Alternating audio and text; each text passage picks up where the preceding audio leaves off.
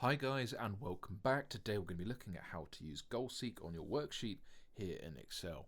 Now if you are new here or if you find this video helpful, please give us a like and a comment down below as it really helps the channel out with the algorithm, and of course don't forget to subscribe.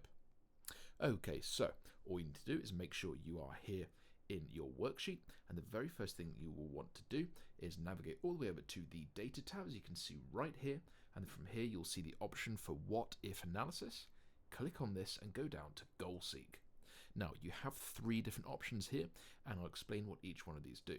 So set cell, what this does is this allows you to enter the reference, aka the cell that you'd like the formula to change. Okay, so let's say B has the formula, and then we'll go to value. So this is where we type in the result of the formula, and then we have changing cell, and of course this is where we put the input value of what we want to adjust. So this cannot be a formula, just a value, and we can go ahead and select this one for example, and then from here we can change it exactly how we want it to be.